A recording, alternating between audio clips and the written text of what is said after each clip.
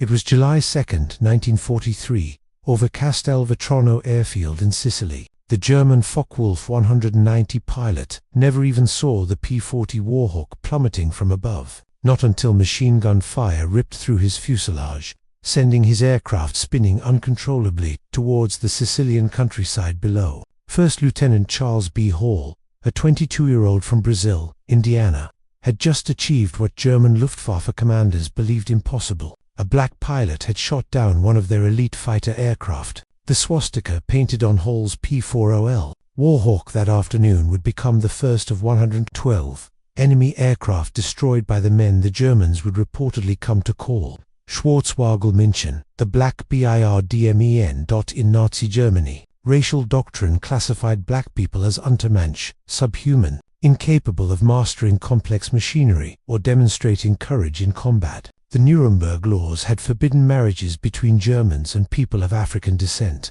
Yet, here, above the Mediterranean skies, that hateful ideology was about to collide catastrophically with reality. More than 900 trained pilots from Tuskegee, Alabama, would systematically demolish both German aircraft and German assumptions about racial superiority. What the Luftwaffe pilots didn't know as they climbed to intercept American bombers in 1943 was that they were about to face some of the most rigorously trained, highly motivated fighter pilots in the entire United States Army Air Forces. These were men who had overcome obstacles their white counterparts never faced, who had trained harder and longer than standard pilots, and who carried into battle not just the weight of national duty, but the immense burden of proving an entire race's capability. The harsh mathematics of aerial combat would soon be written in the skies.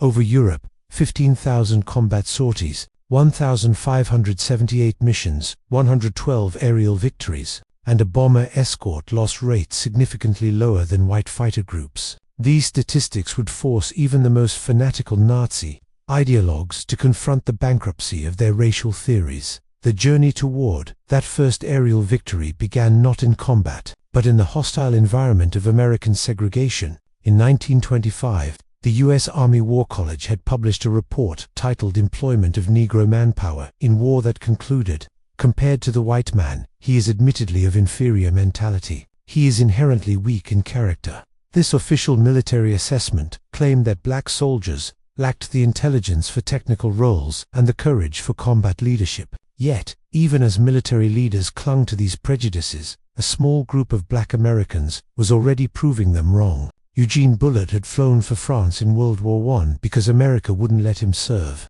Bessie Coleman had earned her pilot's license in France in 1921 when no American flight school would accept her. By the 1930s, the Coffey School of Aeronautics in Chicago had trained dozens of black civilian pilots, demonstrating that flying skill knew no racial boundaries. The pressure for change intensified as war clouds gathered over Europe. Civil rights leaders like Walter White of the NAACP, Labor leader A. Philip Randolph, and Judge William H. Hastie lobbied relentlessly for black inclusion in military aviation. Black newspapers, the Chicago Defender, the Pittsburgh Courier, the Baltimore Afro-American, hammered the Roosevelt administration with a simple question: how could America fight for democracy abroad while denying it at home? On April 3, 1939, Public Law 18 finally cracked open the door. Senator Harry H. Schwartz had inserted an amendment requiring the civilian pilot training program to include one or more schools designated by the Civil Aeronautics Authority for the training of any Negro air pilot.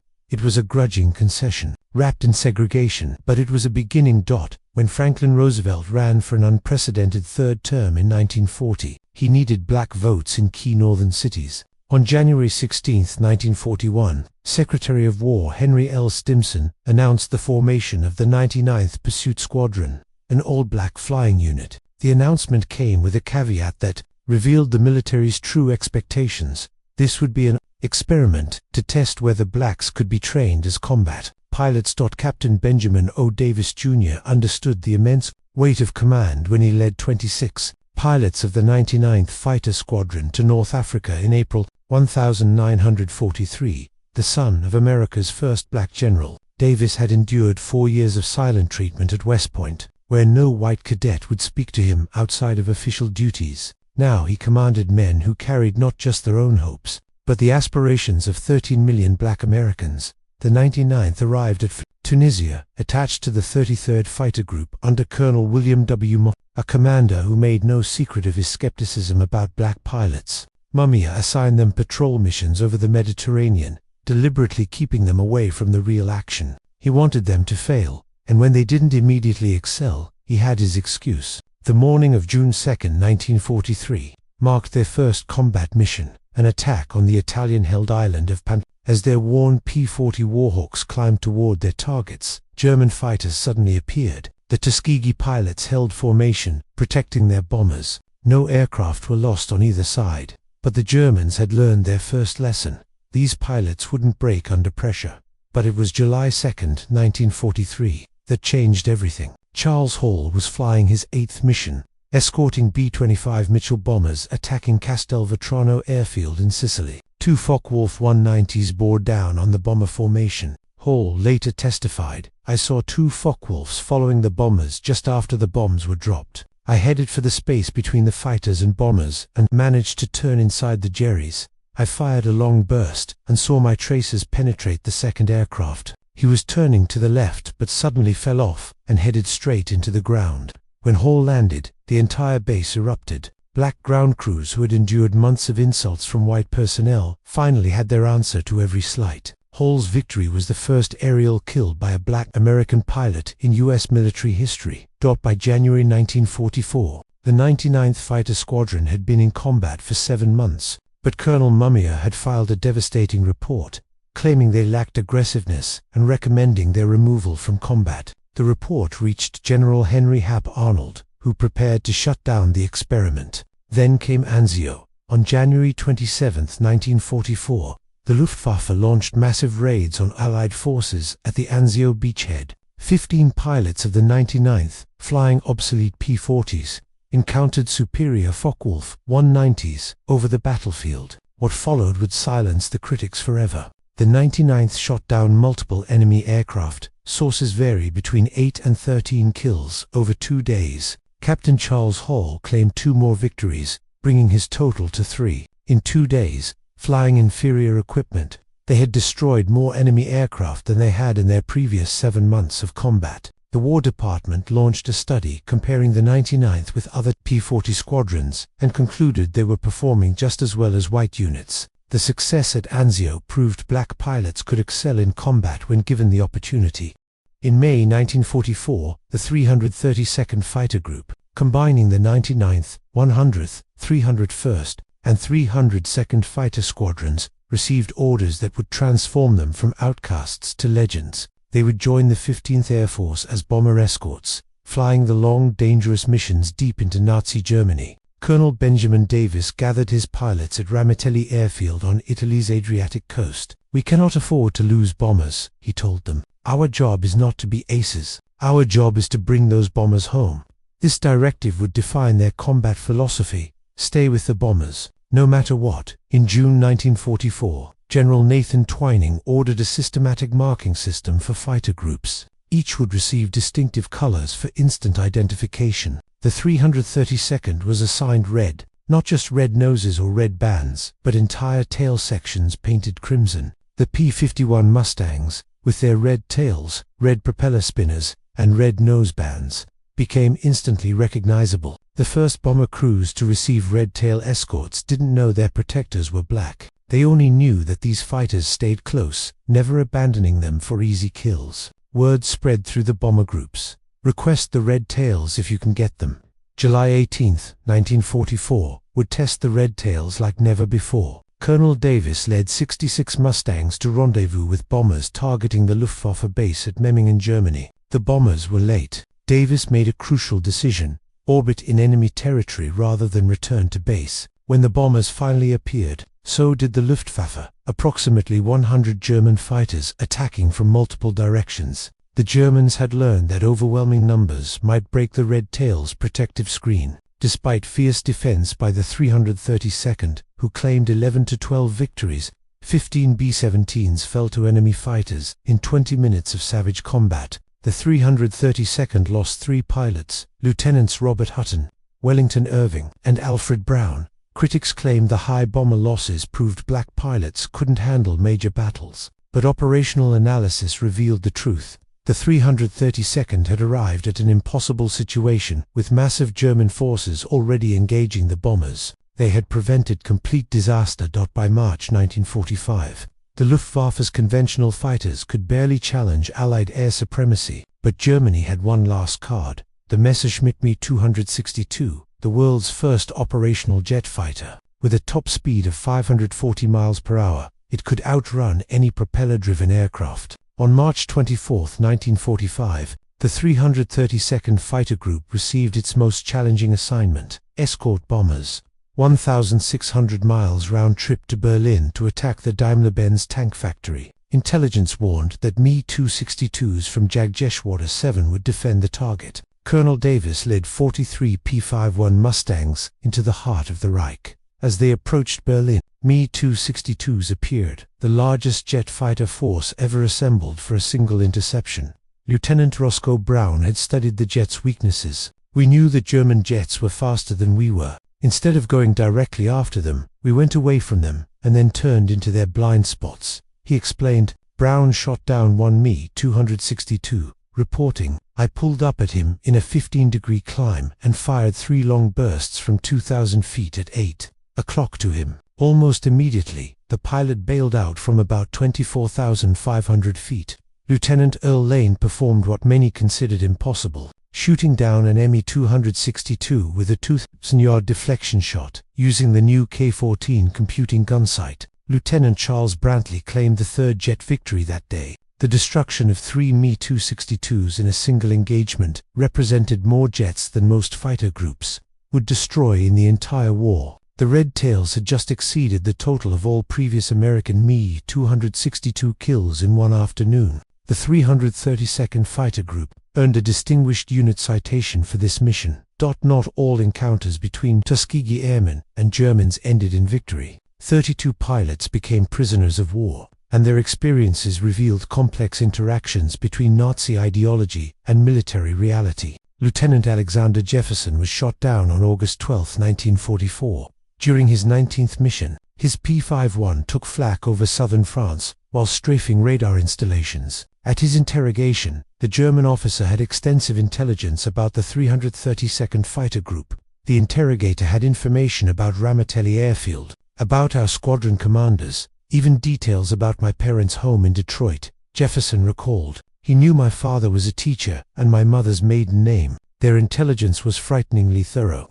Inside Stalag Luft 3, Jefferson found himself treated like any other American officer. White Poes from bomber crews often approached him with gratitude for red tail protection. These interactions, impossible in segregated America, occurred naturally in German prison camps. The irony wasn't lost on Jefferson. Here I was in a Nazi POW camp, being treated more equally by white Americans than I would be back home.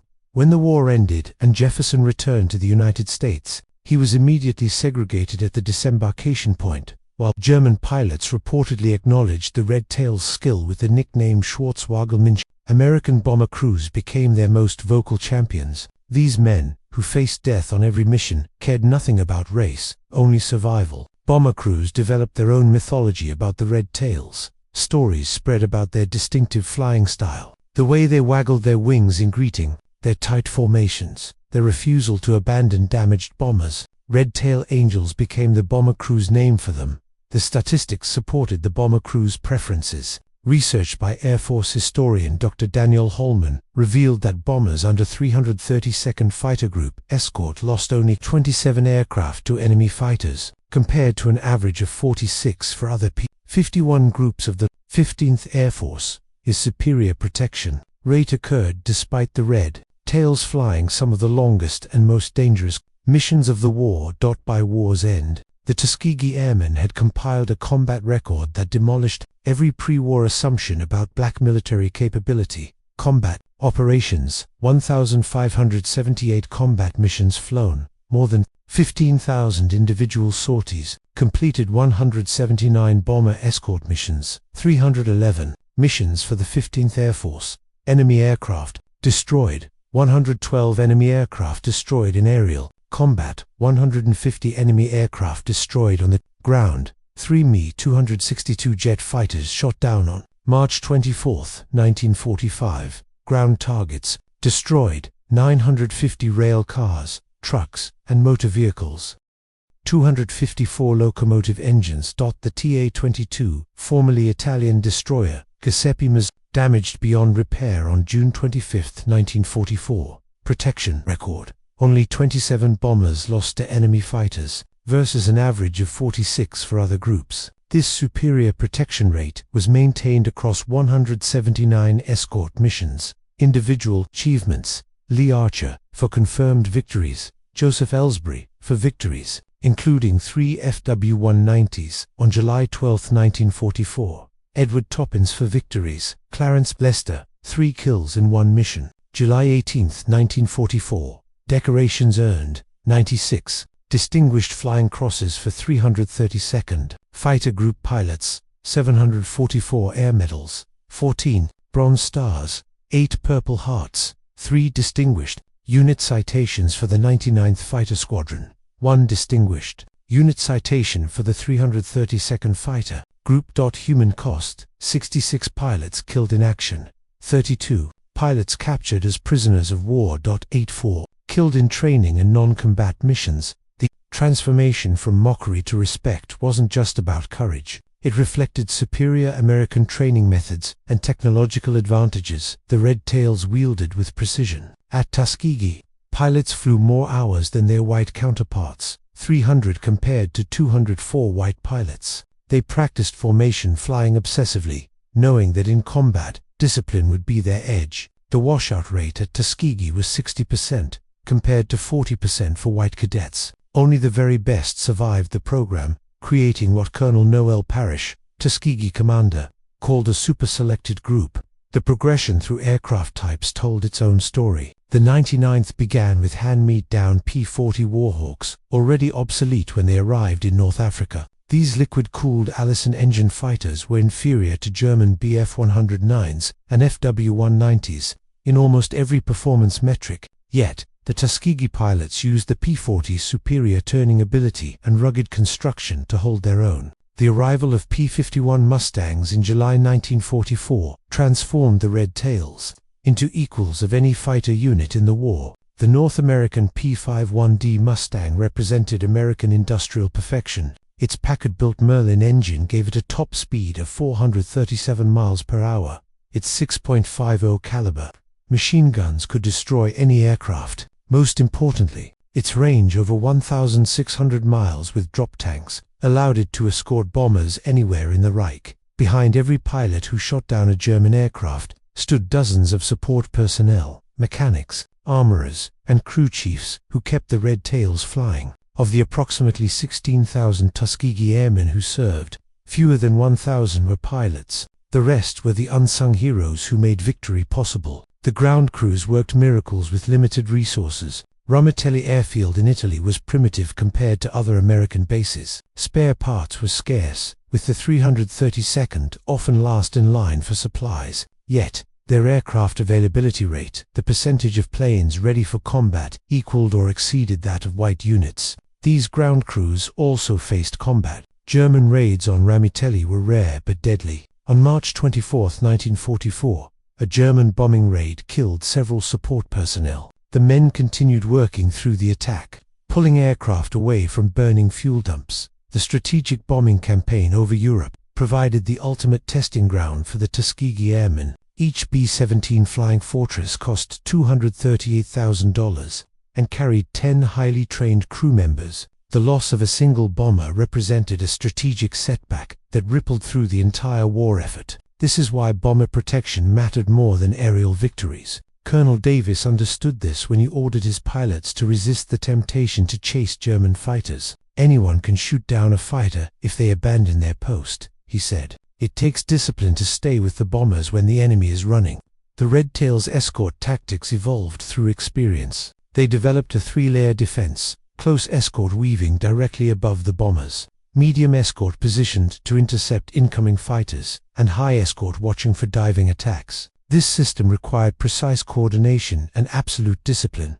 The Tuskegee Airmen fought 2 wars simultaneously, against fascism abroad and racism at home. Their combat record challenged both Nazi racial ideology and American segregation, proving that excellence in aerial combat transcended racial categorization. While the Tuskegee Airmen fought Germans abroad, they battled prejudice at home. Their victories over the Luftwaffe made headlines in black newspapers, but were often minimized or ignored by the mainstream press. The Pittsburgh Courier's WWII campaign victory against fascism abroad and racism at home used the Tuskegee Airmen as prime examples. The contrast with German awareness was stark. By 1945, the Luftwaffe reportedly knew exactly who flew the red-tailed Mustangs, calling them Schwarz-Wogelmensch, and meanwhile, many white Americans didn't even know black pilots existed. This ignorance was deliberate. The War Department rarely publicized the Tuskegee Airmen's successes. Victory in Europe brought not celebration, but uncertainty for the Tuskegee Airmen. While white units prepared for victory parades, the 332nd faced questions about their future. The Army Air Force's plan to maintain segregation, despite combat evidence of its absurdity. For decades after World War II, the achievements of the Tuskegee Airmen remained largely unknown to mainstream America. Individual pilots struggled with this erasure. Lee Archer, with his 4 victories, worked as an executive but rarely spoke about his war record. "Nobody believed me anyway," he said. "A black fighter pilot must be lying." In 1948, President Harry Truman signed Executive Order 9981, denigrating the U.S. military, a decision profoundly influenced by the Tuskegee Airmen's combat performance. Benjamin Davis, who had led the Red Tails over Berlin, became the Air Force's first black general in 1954. Recognition came slowly. In 2007, President George W. Bush awarded the Congressional Gold Medal to the Tuskegee Airmen. Only 300 of the original pilots survived to attend. Many had waited over 60 years for national recognition. The transformation from mockery to respect wasn't mythology, but documented fact. The numbers remain irrefutable. 112 aerial victories against the Luftwaffe, 3 Me-262 jet fighters destroyed in one mission, 150 enemy aircraft destroyed on the ground, only 27 bombers lost, versus an average of 46 for other groups, 96 distinguished flying crosses earned by 332nd Fighter Group pilots. The reportedly nicknamed Schwarz-Wogelmensch proved that prejudice crumbles when confronted with undeniable capability. Every German fighter destroyed, every bomber protected, every mission completed, added evidence to an irrefutable case. The color of a pilot's skin had nothing to do with his ability to fly and fight. Roscoe Brown, who shot down a German jet over Berlin, summarized their achievement. "We didn't just fight the Germans, we fought ignorance, prejudice, and hatred. And we won all 3 battles." The Tuskegee Airmen hadn't just won battles, they had changed history. They fought 3 wars simultaneously and won them all, defeating the Luftwaffe in combat, challenging Nazi racial ideology through performance, and eventually helping demolish American segregation through undeniable excellence. When given the opportunity, the Tuskegee Airmen soared, transforming mockery into respect, prejudice into acceptance, and enemies into witnesses of their extraordinary achievement.